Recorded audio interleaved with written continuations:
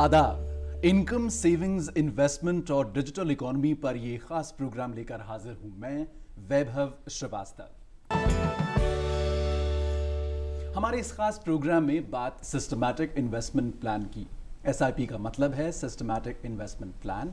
आप चाहें तो एसआईपी के जरिए म्यूचुअल फंड में ऑनलाइन पैसे जमा कर सकते हैं। एसआईपी म्यूचुअल फंड में इन्वेस्ट करने का ही एक तरीका है, जहां आप अपनी पसंद के म्यूचुअल फंड स्कीम में रेगुलरली एक रकम का इन्वेस्टमेंट करते हैं। तो क्या है सिस्टमैटिक इन्वेस्टमेंट प्लान का आइडिया और क्या हैं इसके फायदे, इसी पर बात करने के लिए हमारे साथ दो बहुत ही खास मेहमान मौजूद हैं। चार्टर्ड अकाउंटेंट और जाने माने टैक्स एक्सपर्ट बिमल जैन और जामिया मिलिया इस्लामिया के डिपार्टमेंट ऑफ इकोनॉमिक्स के प्रोफेसर डॉक्टर शाहिद अहमद। आप दोनों का ही हम अपने प्रोग्राम में इस्तकबाल करते हैं, वेलकम करते हैं। मेरा पहला सवाल डॉक्टर प्रोफेसर शाहिद से। Professor Shahid, systematic investment plan SIP का अगर एक आम इंसान को हम मतलब समझाएं तो उसका क्या मतलब होगा, आप प्लीज बताएं। आदाब। सिस्टमैटिक इन्वेस्टमेंट प्लान बहुत ही सबसे आसान तरीका है एक स्टॉक मार्केट में इन्वेस्टमेंट करने का। जो बहुत बड़ा तबका, जो ख़ास तौर से लोअर इनकम ग्रुप और fixed income group, salaried group, जिनके पास टाइम नहीं था स्टॉक मार्केट में जानने का, उनको स्टॉक मार्केट में इन्वेस्ट करके रिटर्न अर्न करने का ये बहुत ही अच्छा तरीका है, जिसमें आप रेगुलरली एक fixed amount of income stock market में म्यूचुअल फंड के थ्रू इन्वेस्ट कर सकते हैं। और उस पे अब आज की तारीख में सरकार ने एंट्री लोड जो फ़ी होता था पहले, अब वो भी नहीं है। अब आप उस पर इन्वेस्टमेंट करें और इसमें मिनिमम अमाउंट 500 से शुरू कर सकते हैं पर मंथ, और अपर लिमिट तो आप कोई भी कर सकते हैं। लेकिन ये ख़ास तौर से उस तबके के लिए जो स्टॉक मार्केट की जो कम्प्लेक्सिटीज़ हैं और ईच स्टॉक को जिनको स्टडी करना जिनके लिए मुश्किल है, उनको एक अच्छा तरीका है कि अपना एक फ़िक्स्ड अमाउंट हर मंथ या हर क्वार्टर या 6 मंथली बेसिस पर आप स्टॉक मार्केट में इन्वेस्ट करें, जिससे आपकी कॉस्ट भी एवरेज हो जाएगी, जिसे कहते हैं एवरेजिंग द कॉस्ट। तो आपका जो अगर over a period of time करते हैं तो उससे आपको बहुत ही अच्छे रिटर्न्स मिलेंगे। और देखा ये गया कि स्टॉक मार्केट में जो रिटर्न्स पिछले 20 साल में आए हैं, और उसके अलावा जो मेनली जो लोग इन्वेस्ट करते थे स्टॉक मार्केट में, एक अपर मिडिल क्लास और rich section of the society जो इन्वेस्ट करता था। लेकिन 1993 ऑनवर्ड एक स्कीम आई जिसको म्यूचुअल फंड्स ने शुरू किया, एसआईपी सिस्टमैटिक इन्वेस्टमेंट प्लान, और उसके बाद उसमें एक्सपोनेंशियल रेट से लोगों ने पार्टिसिपेशन किया है। और आज की तारीख में आप crores and crores people accounts में इन्वेस्टमेंट लोग कर रहे हैं, और इसमें जो रिटर्न्स हैं वो सबसे ज़्यादा पिछले 20 साल में आए हैं स्टॉक मार्केट में।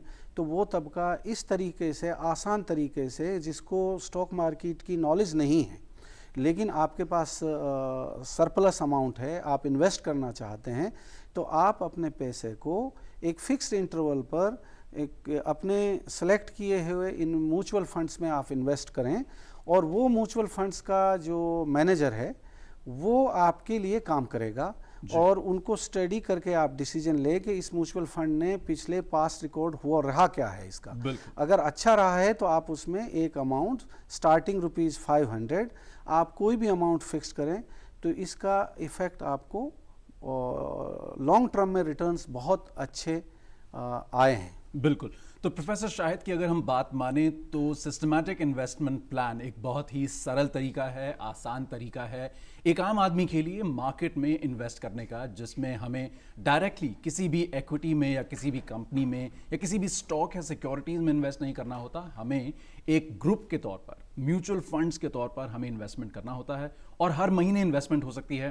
टैक्स गुरु बिमल जैन हमारे साथ हैं स्टूडियो में। सर, जो टेक्निकलिटीज़ हैं एसआईपी की, अगर एक आम इंसान को हम बताना चाहें कि ये टेक्निकलिटीज़ हैं, इस तरीके से हम एसआईपी में इन्वेस्ट कर सकते हैं, मिनिमम इतना पैसा होता है, मैक्सिमम इतने वक्त तक रखते हैं, एक्सपेक्टेड रेट ऑफ रिटर्न इतना होता है, क्योंकि हम जितनी भी टेक्निकल बातें कर लें, अंत में कुछ ही चीज़ें हैं जो एक आम इंसान को जाननी होती हैं। वो ये हैं कि कितना पैसा लगना है, कब कब वो पैसा दिया जाना है, और जब वो पैसा निकालने की बारी आएगी तब कितना पैसा मिलेगा। प्लीज़। देखिए, ये बहुत ज़रूरी होता है और हमारे दर्शक ये ज़रूर समझना चाहते हैं कि SIP है क्या। सिस्टमेटिक इन्वेस्टमेंट प्लान की जब हम बात कर रहे हैं, जैसा कि मेरे साथी ने बताया, सिस्टमेटिक मतलब आप एक नियम के अंदर इन्वेस्टमेंट करते हैं, इन्वेस्टमेंट आप प्लान करते हैं। तो ये सिस्टमेटिक इन्वेस्टमेंट प्लान जो होता है उसमें फ़ायदा क्या है, क्या अमाउंट है, क्या टेन्योर है, क्या रिटर्न मिलेगा, ये सारे क्वेश्चन बहुत इंपॉर्टेंट होते हैं। तो देखिए, कई इन्वेस्टर्स होते हैं जो लो इनकम ग्रुप से आते हैं या मीडियम इनकम ग्रुप से आते हैं, जिनके पास टाइम नहीं होता कि वो शेयर मार्केट को जज करें, उसके रिस्क फैक्टर को जज करें, या वो ये समझे कि किस कंपनी में पैसा डालना है, किस कंपनी में पैसा नहीं डालना। तो म्यूचुअल फंड कंपनियां होती हैं जिनने सिस्टमेटिक इन्वेस्टमेंट प्लान लॉन्च किए हुए हैं, जो लार्ज कैप होते हैं, मीडियम कैप होते हैं, स्मॉल कैप भी होते हैं। जब मैंने आपसे कहा large cap, medium cap, small cap, तो ये सिस्टमेटिक इन्वेस्टमेंट प्लान जो होते हैं वो ऑप्ट करते हैं कि आप लार्ज कैप की कंपनी में इन्वेस्ट करना रहे हैं, या मीडियम कैप की कंपनी में इन्वेस्ट कर रहे हैं, या आप स्मॉल कैप की कंपनी में इन्वेस्ट कर रहे हैं। और ये क्यों ज़रूरी है और कौन देखेगा? जो म्यूचुअल फंड, जो सिस्टमेटिक इन्वेस्टमेंट प्लान के जो मैनेजर होते हैं, वो आपके लिए सारा काम कर रहे होते हैं।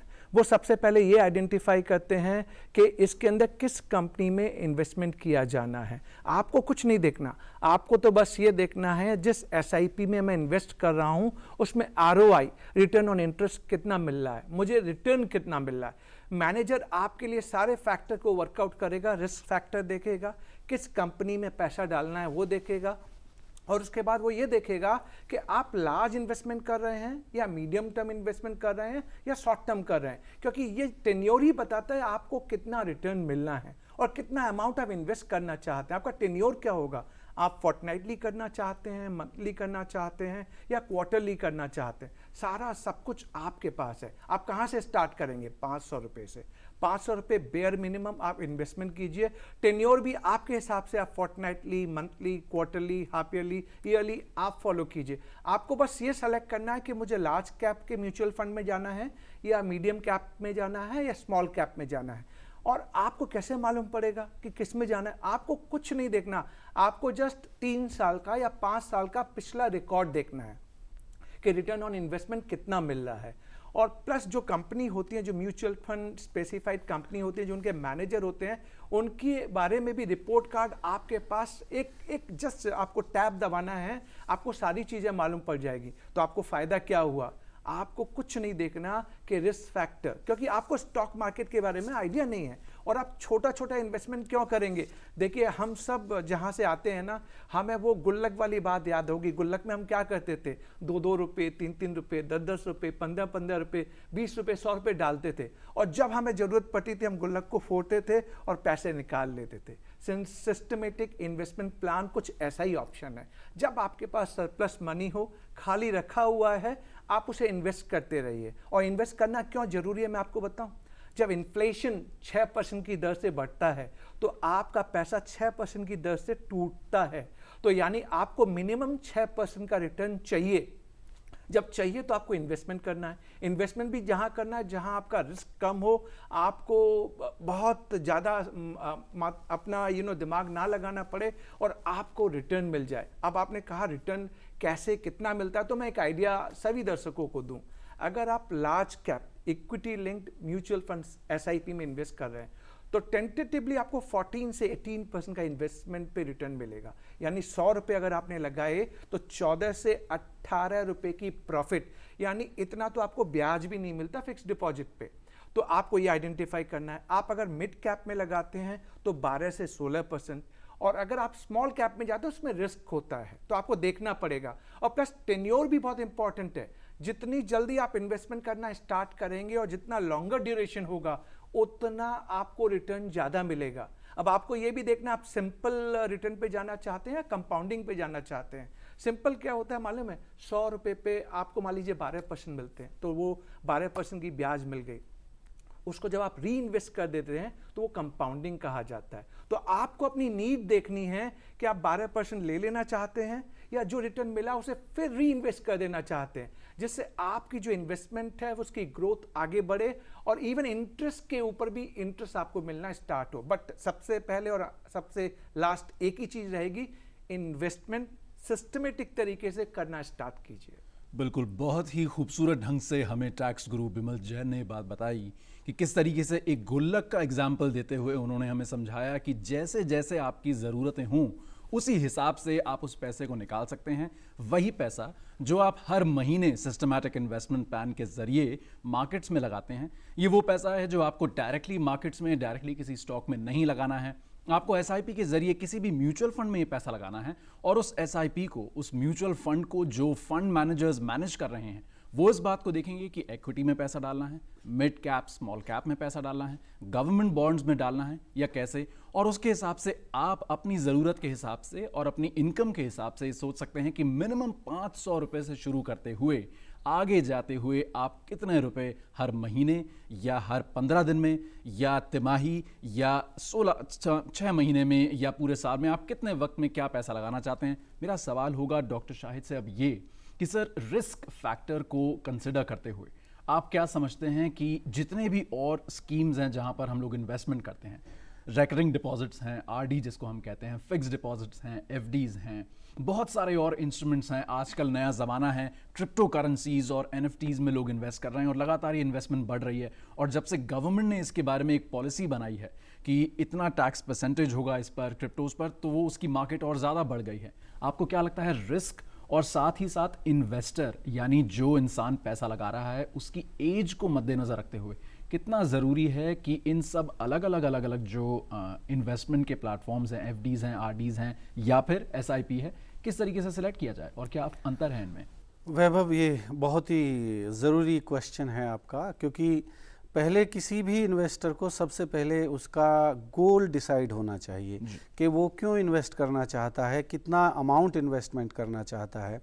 उसके बाद किसी भी इन्वेस्टमेंट में रिस्क इन्वॉल्व होता है। ये अपने इन्वेस्टर्स को, जो हमारे लिसनर्स हैं, कि रिस्क हमेशा, चाहे आप इवन बैंक में इन्वेस्टमेंट करें, जो एफडी हैं, देयर आर एग्जांपल्स जहाँ पर बैंक्स ने भी डिफ़ॉल्ट किया है, और गोल्ड में आप इन्वेस्टमेंट करें, वहाँ भी उसके प्राइस फ्लैक्चुएट करते हैं। स्टॉक मार्केट में भी वही लॉजिक लागू होता है कि अगर आप स्टॉक मार्केट में इन्वेस्टमेंट कर रहे हैं तो वहाँ भी रिस्क है। लेकिन एसआईपी जो है, सिस्टमेटिक इन्वेस्टमेंट प्लान से आप काफ़ी हद तक अपने जो रिस्क कंपोनेंट है उसको मिनिमाइज़ कर सकते हैं, क्योंकि आपका जो इन्वेस्टमेंट है वो over a period of time होता है और आपकी कॉस्ट एवरेजिंग होती है, वो जबकि आपके जो रिटर्न्स हैं वो आपके compound over a period of time compound होते हैं। जैसे अभी मेरे पैनलिस्ट ने बताया साथ में कि जो रिटर्न्स हैं पिछले 20 साल में स्टॉक मार्केट में जो ऑन एन एवरेज रिटर्न्स दिए हैं वो 14% के आसपास दिए हैं। गोल्ड में जो रिटर्न हैं वो 12% के आसपास हैं, और बैंक्स के जो रिटर्न हैं वो 7% के आसपास है, 7% के आसपास है। अब पिछले 10 साल का जो डेटा है अवेलेबल इन्फ्लेशन का, वो ये बताता है कि एवरेज इन्फ्लेशन रेट वो 6% के आसपास है। तो आपको एफडी में तो आपको कोई रिटर्न नहीं मिला, एक्चुअली 1% के आसपास आपको गेन हुआ, 7% एवरेज आ रहा है। गोल्ड में आपको ऑलमोस्ट 6% का रिटर्न हुआ। जो मैक्सिमम रिटर्न हुआ वो आपको सिक्योरिटीज़ मार्केट में हुआ है।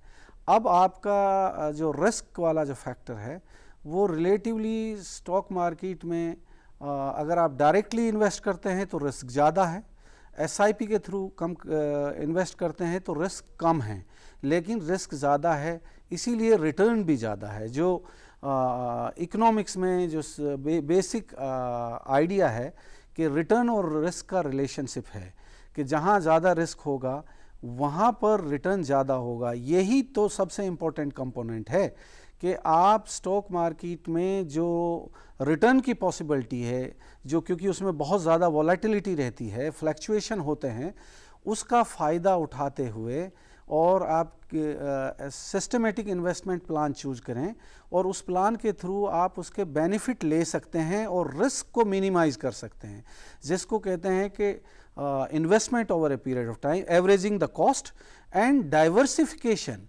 जो इन्वेस्टमेंट का जो बेसिक क्राइटेरिया है कि आपका ओवर ए असेट अलोकेशन में भी डाइवर्सिफिकेशन होना चाहिए, यानी आपका स्टॉक मार्केट में भी एक हिस्सा इन्वेस्टमेंट होना चाहिए, आपका गोल्ड में भी एक हिस्सा इन्वेस्टमेंट होना चाहिए। अगर आपका पास पैसा है तो आपकी, क्योंकि बैंक्स में सबसे इजी होता है, रिटर्न रिस्क कम होता है, तो आप एक स्मॉल अमाउंट आपको वहाँ भी इन्वेस्टमेंट करना चाहिए। जानना चाहूँगा मैं बिमल जैन जी से कि क्यों ऐसा होता है कि मार्केट फ्लक्चुएशंस या मार्केट वॉलेटिलिटी की जहाँ तक बात की जाए, एसआईपी इन सबसे परे है। एसआईपी हमें उस सभी रिस्क से बचा ले जाता है, और साथ ही साथ क्या ये एक इन्वेस्टर के लिए सही होगा कि अगर 500 रुपये से शुरू किया है तो उसको अमाउंट को एक वक्त के बाद हम बढ़ाएं, और बढ़ाएं तो कब बढ़ाएं? ये क्वेश्चन बहुत इंपॉर्टेंट होता है और हम सबके समझने के लिए बहुत ज़रूरी है।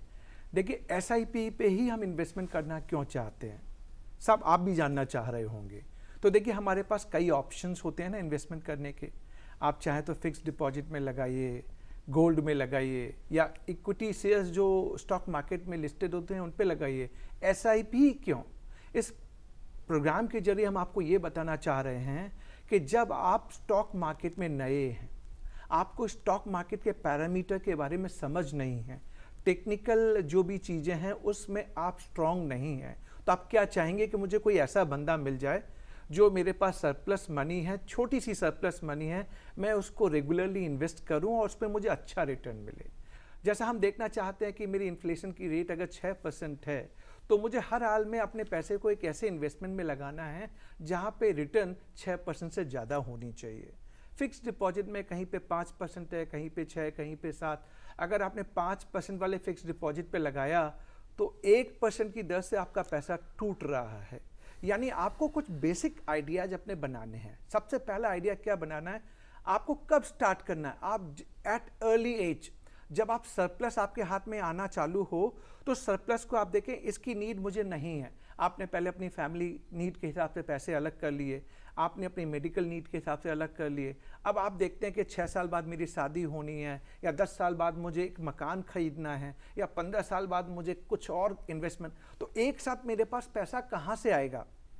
एक साथ मैं लार्ज चंक लेके नहीं आ सकता। तो मेरे पास ऑप्शन क्या है? आज मैं 500 रुपये अगर इन्वेस्ट करूंगा, क्या गोल्ड में डाल पाऊंगा? गोल्ड के रेट आप देखिए, या इक्विटी शेयर्स में मैं डालना चाहता हूं तो मुझे ये नहीं मालूम मैं किस इक्विटी शेयर्स में डालूं और 500 रुपये का कितने शेयर आएंगे। तो ये सारे क्वेश्चन जो टेक्निकल है, हमारी समझ से परे हैं।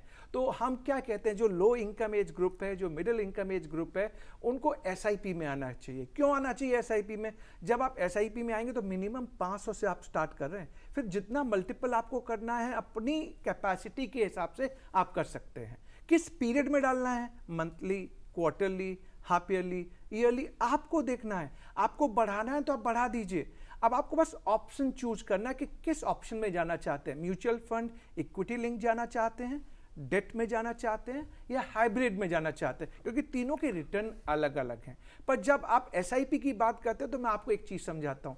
अगर मैं मान लीजिए मैनेजर हूं म्यूचुअल फंड का और मैं एक एसआईपी रन कर रहा हूं, तो मैं एक कंपनी के इक्विटी शेयर में नहीं लगाता। मेरे पास लार्ज कैप की अगर कंपनी है तो मैं आइडेंटिफाई करता हूं कि अगर 50 कंपनी है तो मैं इन 10 कंपनी में पैसा लगाऊंगा। क्यों लगाऊंगा? कि इनकी रिटर्न अच्छी है, सेफ्टी है, रिस्क कम है। तो जब मैं पैसा लगाऊंगा तो मार्केट में प्लस माइनस होता रहता है इक्विटी मार्केट के प्राइस पे। ऐसे ही जब हम एसआईपी में इन्वेस्टमेंट करते हैं तो नेट एसेट वैल्यू होती है जो आपका प्लस माइनस होती रहती है। तो जब आप सिस्टमेटिक टाइम बेसिस पे आप जब इन्वेस्टमेंट करते हैं तो आपकी एवरेज कॉस्टिंग कम होने लगती है, एवरेज आउट होने लगती है। और रिस्क किसने लिया? उसने तो, जिसने मैनेजर ने सारी चीज़ें पहले से वर्कआउट कर ली हैं कि इन 10 इक्विटी कंपनी के इक्विटी में लगाना है। आपको तो बस सिस्टमेटिक वे में इन्वेस्ट करना है, और आप जितना लॉन्गर ड्यूरेशन रखेंगे उतना आपको कंपाउंडिंग रिटर्न ज़्यादा मिलेगा। मैं सवाल पूछना चाहूँगा डॉक्टर शाहिद आपसे ये कि वर्ल्ड इकोनॉमी की जहाँ तक बात की जाए, ग्लोबल सिनेरियो की अगर अभी बात की जाए, तो लगातार इंस्टेबिलिटी बनी हुई है। कोविड के पैंडेमिक से अभी हम पूरी तरह से बाहर नहीं आए हैं, और साथ ही साथ अलग अलग देशों के बीच जो मतभेद हैं, जो सिचुएशंस चल रही हैं जिस तरीके से, उसमें भी लगातार जो उसका इफेक्ट है वो मार्केट्स पर आ रहा है और हर जगह इंस्टेबिलिटी है। आपको क्या लगता है जिस तरीके से भारत ने अपने आप को मजबूत स्थिति में बनाए रखा है, हमारी जो इकोनॉमी है लगातार डाइवर्सिफाई कर रही है, कितना ज़रूरी है ऐसी इन्वेस्टमेंट्स का होना ताकि उससे इकोनॉमी पर एक लॉन्ग टर्म बेनिफिशियल असर हमें दिखाई दे? वैभव, बेसिकली जो भी रिटर्न्स मिलते हैं इन्वेस्टर्स को, उसके पीछे जो बेसिस होते हैं जिसको हम फंडामेंटल बेस कहते हैं, वो इकोनॉमी ही है। तो जो भी म्यूचुअल फंड हों या म्यूचुअल फंड जहां इन्वेस्ट करते हैं, वो रिटर्न जितने अर्न करते हैं उतने ही ज़्यादा से ज़्यादा वो रिटर्न अपने इन्वेस्टर्स को दे पाते हैं।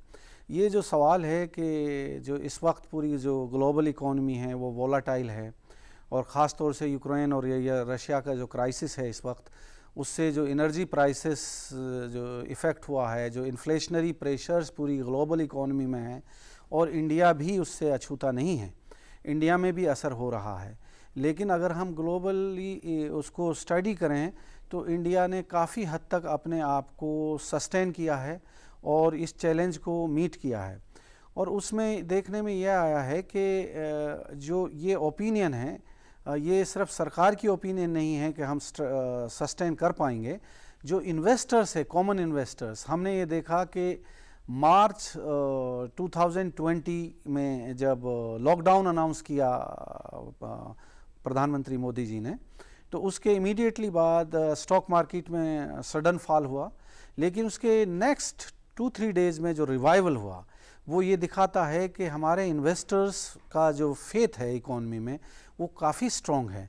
और वो अब तक ग्लोबली जो हो रहा है कि स्टॉक मार्केट डाउनफॉल है, नीचे की तरफ जा रही हैं, इंडिया में एक रेंज बाउंड हो गया है स्टॉक मार्केट। आप जो अभी पिछले, अगर मैं 2-3 महीने का ट्रेंड आपको बताऊं, कि निफ्टी इंडेक्स एक वन डे 18,600 के आसपास गया हाईएस्ट, और उसके बाद लोवेस्ट जो रेंज आई वो 17,000 के आसपास। तो जो डेस्पाइट सारा जो क्राइसिस है और वॉलेटिलिटी है, इंडियन इकोनॉमी का जो बेसिस हैं वो काफ़ी स्ट्रॉन्ग हैं। और वर्ल्ड बैंक से लेके, IMF से लेके, और हमारा सेंट्रल बैंक से लेके, सभी की जो फॉरकास्ट है अबाउट इकोनॉमिक ग्रोथ इंडिया का, वो 7% से मोस्टली ज़्यादा ही है। किसी की राय है कि 7% ग्रोथ रेट होगा, कोई 7.5 बताता है, कोई 7.8, वो डिपेंड करता है कि उनकी मैथोलॉजीज़ क्या हैं। लेकिन इससे जो इन्वेस्टर को आइडिया है वो ये आइडिया है कि हम इंडिया की जो इकोनॉमी है, इन अगले लॉन्ग पीरियड में, अब से 10 to 15 ईयर्स में, इंडिया में ग्रोथ रेट सस्टेन करेगा। और अगर ग्रोथ रेट सस्टेन करेगा तो हमारी जो कंपनीज़ हैं, जो स्टॉक मार्केट में लिस्टेड हैं, वो भी ग्रो करेंगी। और अगर वो ग्रो करेंगी तो जो रिटर्न्स हैं स्टॉक मार्केट में वो भी ज़्यादा आएंगे। तो इसलिए जो रोबस्टनेस इकोनॉमी में है उसका इफ़ेक्ट आएगा। और एक बात वैभव जो ज़रूरी है बताने का, कि जो अभी इन्वेस्टर्स जो अब तक आपने किसी ने अपने घर में सेविंग रखी हुई है, कोई आपने फूड ग्रेन्स को इन्वेस्ट कर दिया है, रख लिया है अपने, के जब प्राइस ज़्यादा आएगा तो सेल कर देंगे। तो बहुत सारे जो इन्वेस्टर्स जो डिफरेंट टाइप्स के जो असेट्स हैं उनमें इन्वेस्टमेंट नहीं कर, या लैंड में इन्वेस्टमेंट कर दिया है, वो स्टॉक मार्केट से घबराते हैं कि भाई यहाँ हमें पता नहीं है। उनके लिए जो ये पैसा है, जो सरप्लस मनी है, उसका फ़ायदा सिर्फ इंडिविजुअल जो इन्वेस्टर है उसी को नहीं होता है, जो नेशन है, इकॉनमी, उसके लिए भी होता है। क्योंकि वो इन्वेस्टमेंट जब आता है तो उस इन्वेस्टमेंट में कैपिटल क्रिएशन होता है इकोनॉमी में, वो फर्म्स उसको इन्वेस्ट करती हैं। ख़ास तौर से जो आपके IPOs इशू होते हैं और उनमें जब म्यूचुअल फंड के थ्रू, जो जिसको अब हमने ये देखा, एक बात इंपॉर्टेंट बताने का, कि पिछले 6 महीने में फॉरेन इंस्टीट्यूशनल इन्वेस्टर्स ने बहुत कुछ सेल किया इंडिया में। लेकिन जो म्यूचुअल फंड हैं, जो जैसे डोमेस्टिक इंस्टीट्यूशनल इन्वेस्टर्स की कैटेगरी है, जो उसने इतना इन्वेस्ट किया कि फॉरेन इंस्टीट्यूशनल इन्वेस्टर्स के बेचने के बावजूद इंडियन स्टॉक मार्केट में उतना फॉल नहीं हो पाया, क्योंकि डोमेस्टिक इन्वेस्टर्स जो हैं they are investing and they people are learning. About it. तो एज एन इकोनॉमिस्ट मेरी राय में पिछले अगले 10 to 15 ईयर में जो नॉर्मल सर्कमस्टांसिस में India will grow in the range to a 7 to 10% somewhere, और ये ग्रोथ रेट दुनिया में पहले या दूसरे नंबर में आती है। और किसी कंट्री में इस तरह का ग्रोथ रेट, अब चाइना एक है जहां ग्रोथ रेट ऑब्जर्व किया पिछले 40 साल में, वरना इंडिया जो है अब we are now in some years we have crossed even China. तो that is my I am optimistic about India's growth rate. बहुत ही अहम बात कही हमें डॉक्टर शाहिद ने कि आने वाले समय में डिस्पाइट वॉलेटिलिटी, उतार चढ़ाव के बावजूद इंडिया का जो ग्रोथ रेट है, इंडिया की स्टोरी, जो ग्रोथ की स्टोरी है, बढ़ने की जो स्टोरी है, वो लगातार अच्छी रहेगी। हमारे पास समय ज़्यादा नहीं है, लेकिन मैं पूछना चाहूँगा कंक्लूडिंग रिमार्क्स बिमल जैन जी से कि आपको क्या लगता है SIPs जैसी इन्वेस्टमेंट जो है वो इन्वेस्टर्स के लिए और साथ ही साथ नेशन के लिए, अगर आप हमें ब्रीफ में समझा पाएँ, बता पाएँ एक कंक्लूडिंग रिमार्क के तौर पर कि कितनी ज़रूरी हैं और क्यों ये लगातार होती रहनी चाहिए? देखिए, ये ज़रूरी है, इसके बारे में हमने आप सबको बताया। देखिए, SIP मैंने आपको फिर एक बार मैं रिट्रेट ही करूँगा कि एक सिस्टमेटिक इन्वेस्टमेंट प्लान है। किसी भी वैल्यू से आप स्टार्ट कर सकते हैं, कोई भी टेन्योर आप देख सकते हैं किस टेन्योर के लिए आपको लगाना है, और ROI रिटर्न जो इस इन्वेस्टमेंट पे मिलती है, चाहे वो इक्विटी लिंक्ड हो, चाहे वो डेट लिंक्ड हो, चाहे वो हाइब्रिड हो, वो आपको अच्छा रिटर्न दे रही है। Geopolitical situation across the world जो हम देख रहे हैं, अदर कंट्रीज में आपने देखा होगा शेयर मार्केट टूट रहा है, पर हमारा मार्केट अभी भी सस्टेन कर रहा है, और फ्यूचर रोड मैप ग्रोथ वे हमारी ओरिएंटेड है। तो यानी ग्रोथ ओरिएंटेड है, कौन कह रहा है? IMF कह रहा है, वर्ल्ड बैंक कह रहा है, हमारी सेंट्रल बैंक RBI कह रही है। जब आने वाला टाइम हमें ग्रोथ की ओर लेके जा रहा है, तो ग्रोथ होगा कहाँ से? ये जो कंपनी हैं जो यहाँ शेयर मार्केट में है, जब इनकी ग्रोथ होगी, अगर इनकी ग्रोथ होगी तो इसमें जब हम इन्वेस्टमेंट करेंगे तो जितना इन्वेस्टमेंट मैंने और आपने किया है SIP में, वो ग्रो करेगा। और आपको क्यों करना चाहिए? घर में खाली पैसे रख के तो आप अपना पैसा तोड़ रहे हैं। क्यों करना चाहते हैं आप? SIP में करेंगे, रिस्क कम, रिटर्न आपको रीजनेबल मिलेगा, और आपको रिस्क फैक्टर, मार्केट की अंडरस्टैंडिंग की कोई ज़रूरत नहीं है। क्योंकि समय कम है, वैभव ने मुझसे कहा था कंक्लूडिंग के लिए, तो मैं आप सबसे यही कहना चाहूँगा, एटलीस्ट स्टार्ट कीजिए। जब आप स्टार्ट करते हैं ना, तो आपका टेस्ट डेवलप होता है, आप इन्वेस्टमेंट करना सीखते हैं। जब इन्वेस्टमेंट करना सीखते हैं तो SIP के बाद आप अदर ऑप्शंस भी देखना स्टार्ट करेंगे। तो एक इन्वेस्टमेंट की आदत डालिए जो आपको आपकी नीड के लिए, पता नहीं कब आपको पैसा चाहिए, कितना चाहिए, वो सारी चीज़ें आप प्लान कर सकते हैं, और आपका पैसा आपके पास चल के आएगा। बिल्कुल, मैं शुक्रिया अदा करना चाहूँगा टैक्स एक्सपर्ट बिमल जैन जी का, और साथ ही साथ जामिया मिलिया में professor of economics doctor Shahid Ahmad का, कि उन दोनों ने अपना समय निकाला, अपना कीमती वक्त निकाल के वो हमारे साथ स्टूडियो में आए और इतनी बेहतरीन ढंग से हमारे साथ सिस्टमैटिक इन्वेस्टमेंट प्लान पर चर्चा की। पैसा बोलता है कि इस कड़ी में बस इतना ही। आप अपनी राय और सजेशंस हमें इस ईमेल आईडी पर भेज सकते हैं। इसके लिए हमारी ईमेल आईडी है ddurduspecials@gmail.com। और इसी के साथ हमारी पूरी टीम को दीजिए इजाज़त। आदाब।